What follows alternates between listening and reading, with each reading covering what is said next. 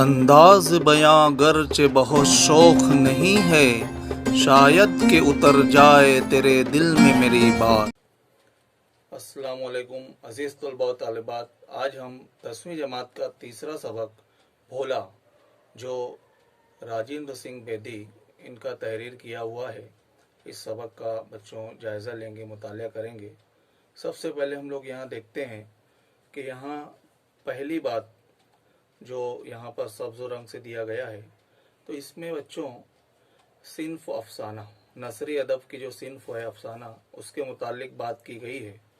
तो आइए हम लोग जानते हैं कि अफसाना जो होता है उसके अहम जुज़ कौन से हैं। तो अफसाने में किरदार, प्लाट, ज़मान व मकान, उसलूब, मरकज़ी ख्याल और शामिल होते हैं।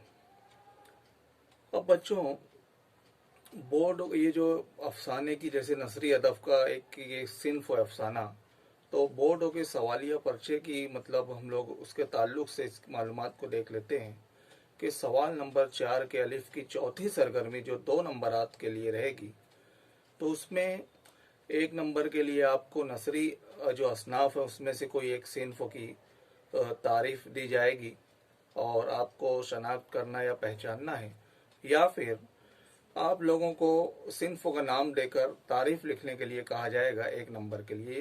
ये हम लोग देख रहे हैं सवाल नंबर 4 अलिफ की चौथी सरगर्मी उसका पहला। और उसी तरह उसके दूसरे में 1 नंबर के लिए असनाफ सुखन जो रहेगी, असनाफ सुखन की तारीफ दी जाएगी, आपको पहचानना है, या फिर आपको सिन्फ का नाम दिया जाएगा, उसकी तारीफ लिखना है। तो बच्चों नसरी असनाफ जो हैं उसमें दास्तान, मजमून, इंशाइया, सफ़रनामा और अफसाना ये शामिल है। अब ये जो हमारा आज का सबक है ये अफसाना है, इसकी सिन्फ अफसाना है और इसका जो मौजू है तो वो इंसानी रिश्तों की अहमियत है और मुसन्निफ राजेंद्र सिंह बेदी हैं। बच्चों पहली बात के बाद यहाँ पर आप लोग देखिए जान पहचान वाला हिस्सा दिया गया है। इसमें मुसन्निफ राजेंद्र सिंह बेदी के ताल्लुक से मालूमात फराहम की गई है कि वो कितने बेहतरीन अफसाना निगार थे।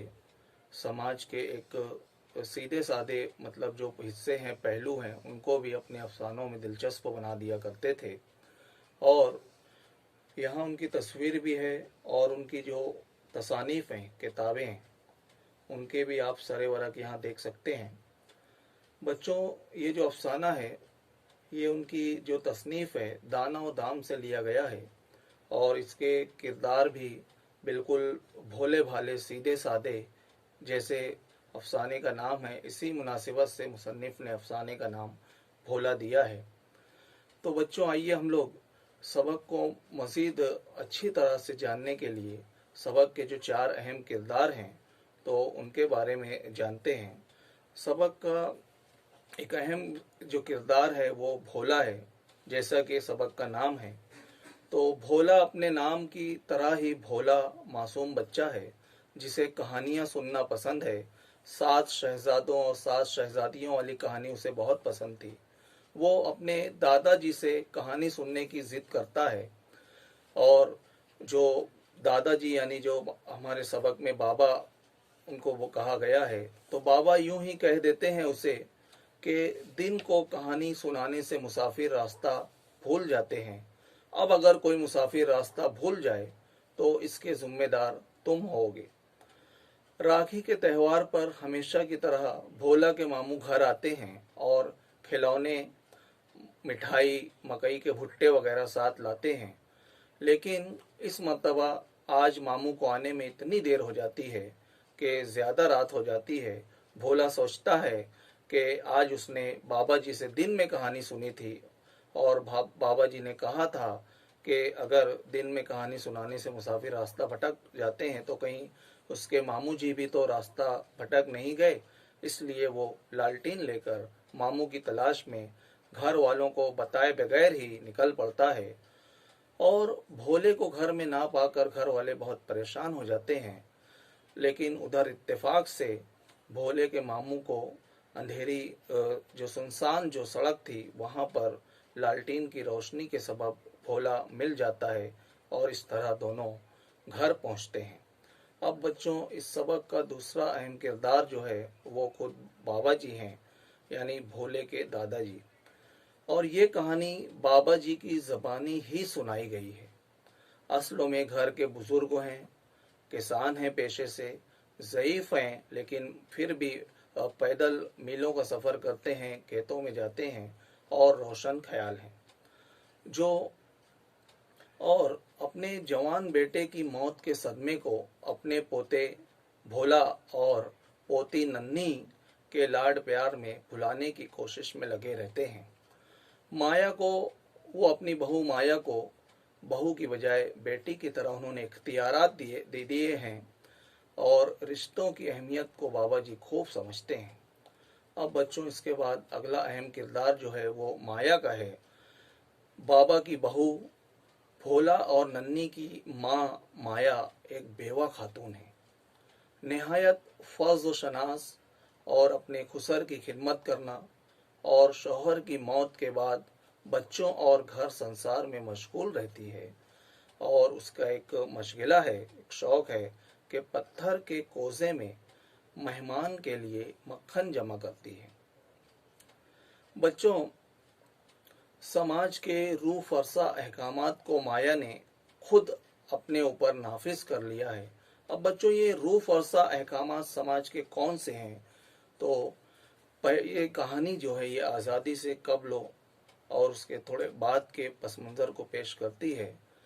दरअसल जो बेवा खातून उसके शौहर की मौत के बाद उसको समाज उस वक्त तो मजबूर करता था कि वो सादा सफ़ेद लिबास पहने, जेवरात ना पहने और बनाव सिंगार ना करे, और किसी तरह उसको खुशियाँ मनाने का और दीगर जो मतलब एक इख्तियारात होते हैं तो वो नहीं दिए जाते थे, और इस तरह उसको उसकी खाने की थाली अलग कर दी जाती थी।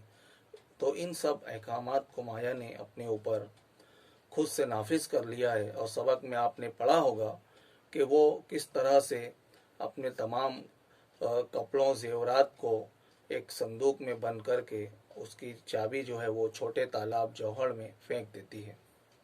अब बच्चों, जब भोला गुम होता है तो यही माया जो है वो अपने होश आवाज खो बैठती है। अब अगला अहम किरदार इस सबक का जो है वो मामू है। भोला और नन्ही के मामू हैं और माया के भाई।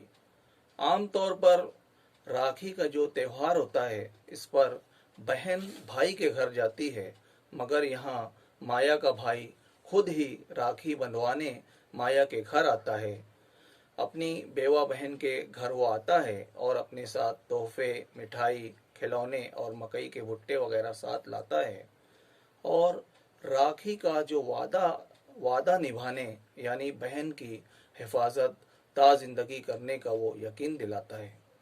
अब बच्चों, हम इसके बाद सबक की जो मश्क है तो उसकी जानिब बढ़ते हैं और एक एक सवालात को देखते हैं। जैसे यहाँ दिया गया है कि सबक का बगौर मुताला कीजिए और दी हुई सरगर्मियाँ मुकम्मल कीजिए।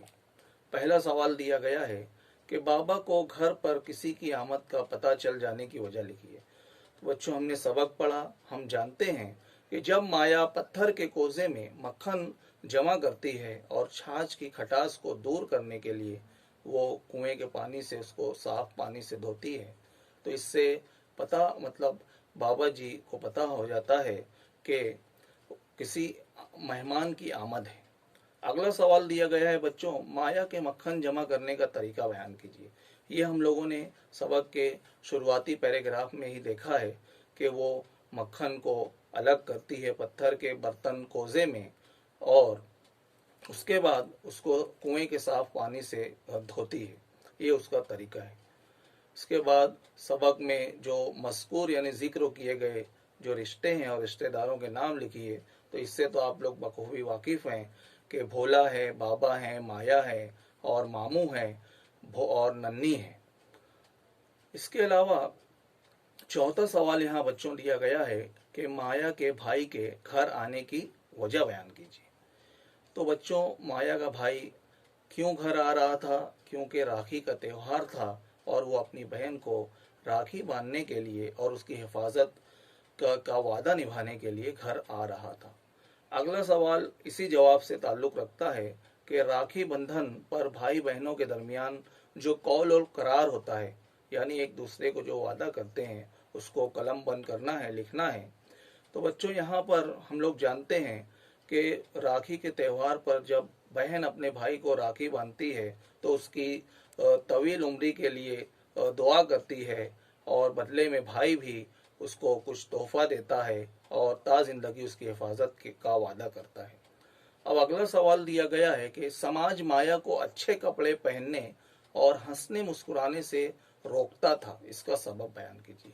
तो इसकी वजह बरसों पुरानी दकियानुसी जो एक तौर तरीका चला आ रहा था कि कोई अगर खातून बेवा हो जाती है तो फिर उसे समाज हक नहीं देता है कि वो खुशियों में शरीक हो, खुशी की महफिलों में शरीक हो। अभी हमने जाना कि वो न रंगीन लिबास, न जेवरात, न बनाव सिंगार कर सकती है, उसके खाने की थाली भी अलग कर दी जाती थी।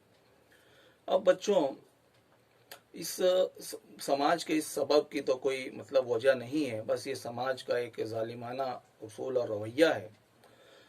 अगला सवाल दिया गया है बच्चों के भोला की समझ में ना आने वाली बात बयान कीजिए।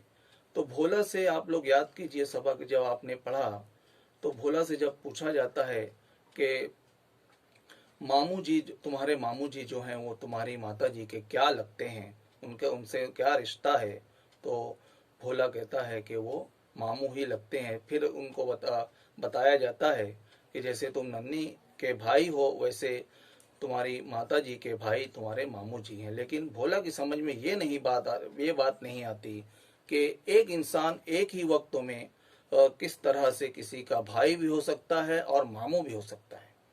अब यहाँ अगला सवाल बच्चों दिया गया है कि भोला के कभी बाबा का और कभी माता का भोला होने की वजाहत कीजिए। तो बच्चों, भोला जब नाराज होता था अपने बाबा जी से तो वो कहता था कि बाबा जी, मैं तुम्हारा भोला नहीं हूँ बल्कि अपनी माता जी का भोला हूँ। और जब वो बाबा उसको मिठाई के लालच से या कहानी सुनाने के लालच से मना लिया करते थे तो फिर वो कहता था कि भोला तो बाबा जी का भोला है। अब बच्चों, यहाँ अगला जो सवाल दिया गया है कि बाबा का भोला को रात और दिन में कहानी ना सुनाने का सबब लिखिए। बच्चों, बाबा जी एक ज़ईफ इंसान है, खेतों में जाते हैं पैदल और थके हारे घर आते हैं। वो अक्सर रातों में भोला को कहानी सुनाते थे, लेकिन भोला उस एक मर्तबा दिन में कहानी सुन, बाबा बहुत ज़्यादा थक जाते हैं और वो कहते हैं कि बेटा मैं कल दोपहर में तुझे कहानी सुनाऊंगा। तो इस तरह से, लेकिन दूसरे रोज़ अचानक जो ज़मीन की पैमाइश करने वाला पटवारी है वो आ जाता है। तो बाबा जी भोला को कहते हैं कि कहानी दिन में भी कहानी सुनाने का इनकार कर देते हैं। अगला सवाल बच्चों दिया गया है कि सबक के पैगाम को मुख्तसरन बयान कीजिए। तो बच्चों, सबक का जो पैगाम है वो यहाँ स्क्रीन पर हम लोग देखते हैं कि यहाँ पर सबक का जो पैगाम है वो क्या दिया गया है। यहाँ पर तो देखते हैं हम लोग कि इंसानी रिश्तों की अहमियत और जज्बात को पेश किया गया है। किरदारों की सादगी, सच्चाई और भोलेपन को उजागर किया गया है।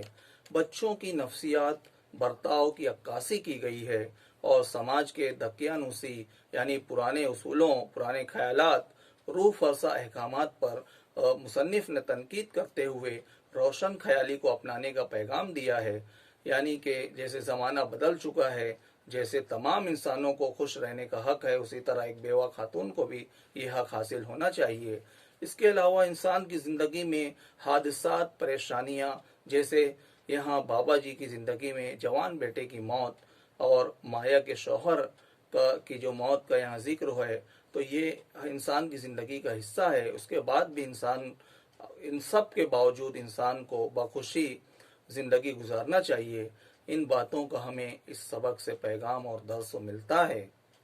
अब बच्चों, यहाँ आगे मशकों में देखिए आप लोग कि जो गुलाबी रंग से जो सवालात दिए गए हैं इसमें आप लोगों की ज़्यादातर ज़ाती राय वगैरह पूछी गई है, तो ये आपका घर काम रहेगा। और एक शवकी खाका भी यहाँ दिया गया है कि मामू की आमद पर यानी मामू के आने वाले थे तो भोला की तवक्कुआत क्या थी, यानी कि उसकी उम्मीदें क्या थी। तो ये आप लोग लिख सकते हैं कि वो एक भाप से चलने वाली जो जहाज़ है, जैसे कि अगन बोर्ड की तवक्के करता है, खिलौनों की करता है, मिठाई की करता है, मकई के भुट्टों की करता है, और राखी पर वो दीगर तोहफों की उम्मीद करता है। और ये जो यहाँ पर गुलाबी रंग से सवालात दिए गए हैं बच्चों, ये घर काम रहेगा, आप लोग इनको अपनी ब्याजों में ज़रूर तहरीर करें और खुद से अपने जुमलों में लिखने की कोशिश करें, क्योंकि इससे पहले भी आप लोगों को बताया गया है कि जो जवाबात अपने जुमले में लिखे जाते हैं उस पर नंबरात ज़्यादा हासिल होते हैं। तो बच्चों, ये था आज का हमारा सबक भोला। इसका हम लोगों ने जायज़ा लिया और समझने की कोशिश की। अब हमारी मुलाकात इंशाअल्लाह अगले सबक या नज़्म के साथ होगी। खुदा हाफिज़।